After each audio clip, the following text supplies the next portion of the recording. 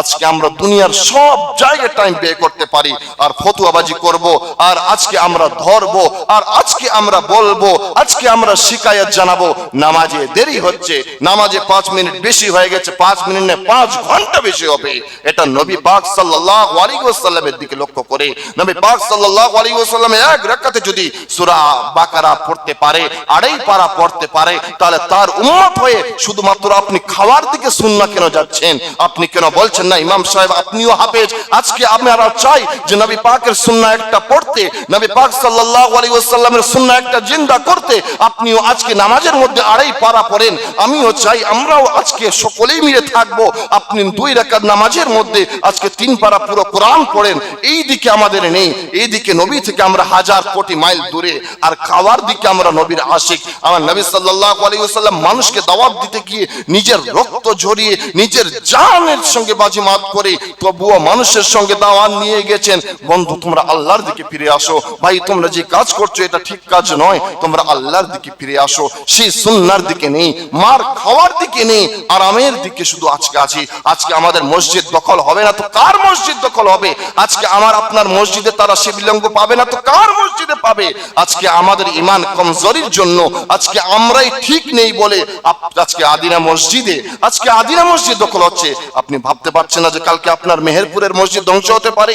আপনি কেন ভাবতে পারছেন না? আমি কেন ভাবতে পারছি না? আমাদের ঈমান যত কমজোর হবে দিনে দিনে ও মুসলিমরা আমাদের উপরে আরো রাজত্ব করবে, দিনে দিনে আমাদের উপর অমুসলিমরা আরো রাজত্ব করবেন।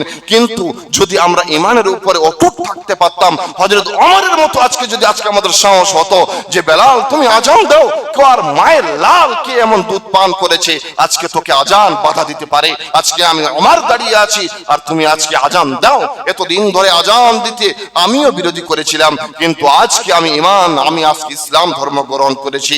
বেলাল তুমি আজকে আজান দাও, কার মায়ের লাল কে এমন দুধ পান করেছে, মায়ের আসুক না কেন তোমার আজান বন্ধ করতে থরথর করে মক্কাবাসী কেঁপেছিলেন। হযরত ওমর যে পথ দিয়ে, যে রাস্তা দিয়ে যেতেন, শয়তান নিজেই সে রাস্তাতে যেতেন না।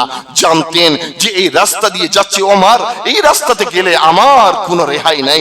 শয়তান চিন্তা করি যে আমাদের সব সময় খারাপ ওয়াসওয়াসা দেয়, সেই শয়তানও হযরত ওমরের রাস্তা থেকে দূরে সরে যেতেন না।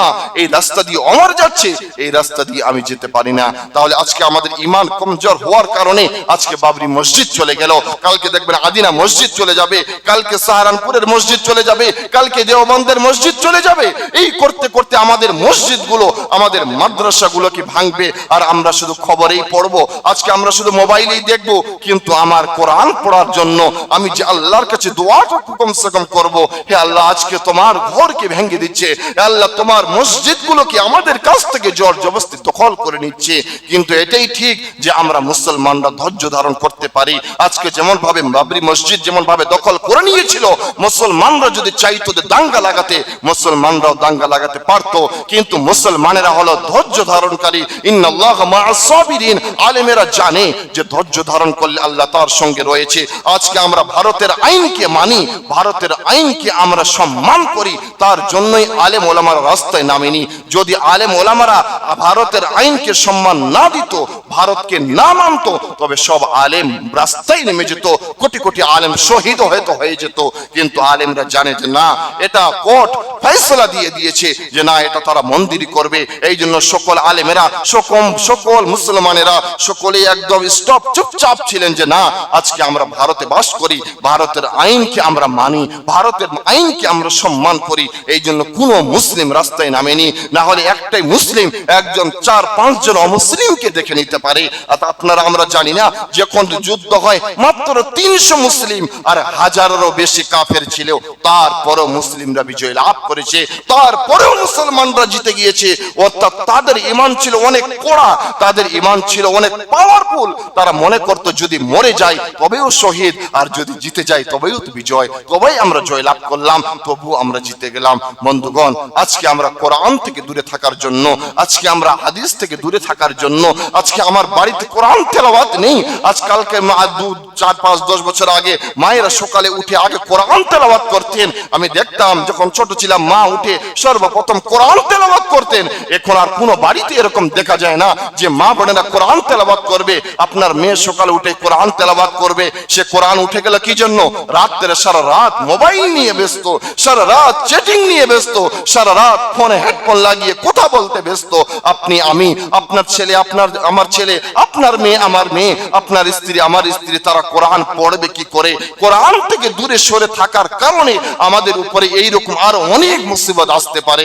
আজকে আপনি হাসছেন, আজকে আপনি খবর দেখছেন, কালকে আপনার গ্রামের খবর অন্যজনরা দেখবে যে মালদা জেলায় একটি গ্রাম আছে মেহেরপুর, সেখানে অন্যজনরা গিয়ে হাত দিয়ে দিয়েছে। সেই টাইম বেশি দূর নয়, আপনাদের জেলাতে যদি তাড়াতাড়ি আসতে পারে আপনার গ্রামে আসতে পারবেন, এটা আপনি কি করে গ্যারান্টি দিলেন? এই জন্য বন্ধুগণ, আমাদের ইমানকে সঠিক রাখতে হবে। আমাদের ইসলাম কখনো শেখায় না যে অন্য ধর্মকে তোমরা গালি দাও, লাকুম দীনুকুম ওয়ালিয়া দ্বীন, যার ধর্ম সে পালন করুক না কেন, কারো ধর্মকে কোনো মূর্তিকে ভেঙে দাও। আমার ইসলাম এটা শিক্ষা দেয় না। যদি ইসলাম এটা শিক্ষা দিত, রাস্তার ধারে যেগুলো মূর্তি থাকতো একটাও থাকতো না। কিন্তু না, আমাদের ইসলাম হলো শান্তিপূর্ণ। আমার নবী সেটা হুকুম দেয়নি যে তাদেরকে তোমরা আঘাত করো, তাদের ধর্মে তোমরা আঘাত করো, কখনোই না। তাদের সঙ্গে আরো তোমরা সম্মানের সঙ্গে, তারাও তোমার একটা মানুষ হিসাবে, সে মানুষ ভাই, তুমি তাকে সম্মান করো, তার ধর্মকে কখনোই খারাপ বলবে না। যদি তুমি তার ধর্মকে খারাপ বলো, তার ভুলবশত তোমার ধর্মকেও খারাপ বলবে। আর তোমার ধর্মকে খারাপ বলা মানে আল্লাহকে খারাপ বলা, অর্থাৎ আমার জন্যই আল্লাহ খারাপ হলো। বন্ধুগণ, আমি কারো বিরুদ্ধে নয়, আমি সকল দুনিয়ার মানুষকে আমাদেরকে ভালোবাসতে হবে, হোক না সে হিন্দু, হোক না সে ইহুদি, হোক না সে খ্রিস্টান। তবে ইসলামের দিকে লক্ষ্য করলে, তবে আমাদের ইসলামের উপর হাত দিলে সেটাতে মানা যাবে না, সেটা চলা যাবে না। তার ধর্ম সে পালন করুক, অবশ্যই করুক, সে কোনো অসুবিধা নেই। আপনি তাকে বুঝান পারলে, নচেত সে করলে করতে দিন, কিন্তু আমাদের ধর্মে যেন তারা আঘাত না করে। আমার নবী পাক কিন্তু কারোর সঙ্গে যুদ্ধ করতে যাননি, কিন্তু যখন নিজের ধর্মে আঘাত করেছেন, যখন ইসলামের উপরে খারাপি করেছেন, তখনই নবী আগিয়ে গিয়েছেন। নচেত নবীর মতো আপনি আমি হতে পারবো না, নবীর মতো দয়াশীল আপনি আমি হতে পারবো না। তাহলে নবী যুদ্ধ করলেন কেন? নবী যুদ্ধ করার কারণ এটাই, ইসলামকে তারা মিটিয়ে দিতে চাচ্ছিল, কিন্তু ইসলাম কোনোদিন মিটবে না। কিয়ামত পর্যন্ত ইসলাম থাকবেই থাকবে। হয়তো 2-4টা মসজিদ তারা দখল করে নিবে, হয়তো 2-4টা মাদ্রাসা তারা ভেঙে দিবে, কিন্তু পরিপূর্ণ ইসলামকে না তারা গুড়াতে পারবে, আর না কোনোদিন পেরেছে। কোরআনকে না তারা শেষ করতে পারবে, না পারবে, না পেরেছে, না কখনোই পারছে, কখনোই না। ইন্না নাহনু নাযালনা যিকরা ওয়া ইন্না লাহু লাহাফিজুন। আল্লাহ তাআলা বলেন, এই কোরআনকে অবতীর্ণ আমি করেছি, আর এই কোরআনকে সংরক্ষণ করা, এই কোরআনকে টিকিয়ে রাখার দায়িত্ব আমার আল্লাহর। অর্থাৎ দুনিয়ার সমস্ত মানুষ যদি এক জায়গায় হয়, কোরআনের একটি অক্ষরকে এদিক ওদিক, একটি নোক্তাকে এদিক ওদিক করতে পারবে না, তাদের সবারই জাল সব ব্যর্থ হয়ে যাবে। তারা যতই বুদ্ধি করুক না কেন, সব ব্যর্থ হয়ে যাবে। তবে আমাদেরকে আমাদের ইসলাম কালচারকে টিকিয়ে রাখলে আমাদেরকে আগে কোরআন জানতে হবে। কোরআন না জানলে আমাকে কিছুই ভালো লাগবে না। কোরআন পড়তে না পারলে আমার দুনিয়ার যত আমল রয়েছে কিছুই ভালো লাগবে না। বন্ধুগণ, কোথাও